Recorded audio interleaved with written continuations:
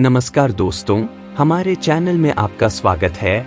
आज के वीडियो में हम भारतीय इतिहास के एक महत्वपूर्ण अध्याय भक्ति और सूफी आंदोलनों पर चर्चा करेंगे। ये आध्यात्मिक परंपराएं न केवल भारत की सांस्कृतिक संरचना को आकार देती हैं, बल्कि समुदायों के बीच एकता भी लाती हैं। तो चलिए इनके उद्गम, दर्शन, प्रमुख व्यक्तित्व और समाज पर इनके प्रभाव को समझते हैं। आइए शुरू करते हैं। भक्ति और सूफी आंदोलन मध्यकालीन भारत में लगभग 8वीं से 18वीं सदी के बीच उभरे। ये संगठित धर्म और सामाजिक असमानताओं की कठोरताओं के प्रति एक प्रतिक्रिया थे। यह वह समय था जब क्षेत्रीय साम्राज्यों का उदय हो रहा था और इस्लाम व्यापार और विजय के माध्यम से फैल रहा था। विविध धार्मिक समुदायों का सहअस्तित्व इन आंदोलनों की पृष्ठभूमि बना। भक्ति और सूफी दोनों परंपराओं ने आध्यात्मिकता को सभी के लिए सुलभ बनाने का प्रयास किया। भक्ति आंदोलन हिंदू परंपराओं से उत्पन्न हुआ और एक व्यक्तिगत ईश्वर की भक्ति पर बल दिया, जबकि सूफीवाद इस्लाम का रहस्यमय पहलू था जो ईश्वर से सीधे संबंध पर केंद्रित था। भक्ति आंदोलन की शुरुआत दक्षिण भारत में अलवार और नयनार संतों के साथ हुई, जो क्रमशः विष्णु और शिव के उपासक थे। यह आंदोलन बाद में पूरे देश में फैल गया और क्षेत्रीय रूपों में विकसित हुआ। कबीर, मीराबाई, तुलसीदास और गुरु नानक जैसे संत इस आंदोलन के प्रमुख प्रतिनिधि बने। भक्ति का मुख्य उद्देश्य था कर्मकांड और पुजारी वर्ग की प्रथा को अस्वीकार करना। इसके बजाय यह भक्ति मार्ग को मोक्ष पाने का सबसे सरल तरीका मानता था।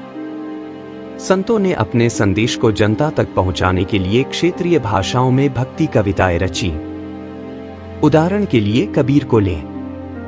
उन्होंने हिंदू और मुस्लिम दोनों रूढ़ियों की आलोचना की और एक सार्वभौमिक आध्यात्मिकता का प्रचार किया। उनका एक प्रसिद्ध दोहा है, जाति न पूछो साधु की, पूछ लीजिए ज्ञान, जिसका अर्थ है साधु की जाति मत पूछो, उसके ज्ञान के बारे में पूछो। सूफीवाद 11वीं सदी के आसपास इस्लामिक रहस्यवादी भारत आए। सूफियों ने प्रेम, सहिष्णुता और करुणा पर जोर दिया। वे सभी प्राणियों की एकता में विश्वास रखते थे और अपने उपदेशों को जिक्र, ईश्वर का स्मरण, समा, संगीत और मानवता की सेवा के माध्यम से व्यक्त करते थे। भारत में प्रमुख सूफी सिलसिलों में चिश्ती, सुहरावर्दी, कादरी और नक्शबंदी शामिल थे।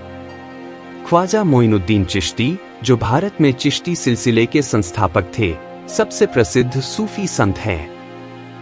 उनकी दरगाह अजमेर में आज भी सभी धर्मों के लोगों को आकर्षित करती है। संगीत सूफीवाद का एक महत्वपूर्ण हिस्सा था। कव्वाली या भक्ति गीत दिव्य प्रेम को व्यक्त करने और लोगों को एक साथ लाने का माध्यम बन गए। हालांकि भक्ति और सूफी परंपराएं अलग अलग धार्मिक पृष्ठभूमियों से उभरीं, लेकिन उनमें कई समानताएं थीं। दोनों आंदोलनों ने प्रेम और भक्ति को ईश्वर तक पहुंचने का मार्ग बताया, कर्मकांड को अस्वीकार किया और सामाजिक असमानताओं और भेदभाव का विरोध किया। आंदोलनों ने एक समन्वयवादी संस्कृति बनाई, जहां विभिन्न परंपराओं के विचार, कला और भाषाएं सामंजस्यपूर्ण रूप से मिश्रित हुई। उदाहरण के लिए उर्दू भाषा का विकास इन अंतःक्रियाओं का परिणाम है। भक्ति और सूफी आंदोलनों का भारतीय समाज पर गहरा और स्थायी प्रभाव पड़ा। इन्होंने धर्म को सामान्य लोगों के लिए सुलभ बनाया और क्षेत्रीय साहित्य और कलाओं के विकास में योगदान दिया। आज उनकी विरासत त्योहारों, साहित्य और संगीत के रूप में जीवित है। भक्ति संतों और सूफी संतों से जुड़े मंदिर और दरगाह आज भी सामुदायिक सद्भाव के स्थल बने हुए हैं। यूपीएससी के छात्रों के लिए इन आंदोलनों को समझना केवल इतिहास के लिए ही नहीं, बल्कि निबंध और नैतिकता के पेपर के लिए भी महत्वपूर्ण है। ये सहिष्णुता, समावेशिता और सामाजिक परिवर्तन लाने की शक्ति जैसे मूल्यों का उदाहरण प्रस्तुत करते हैं।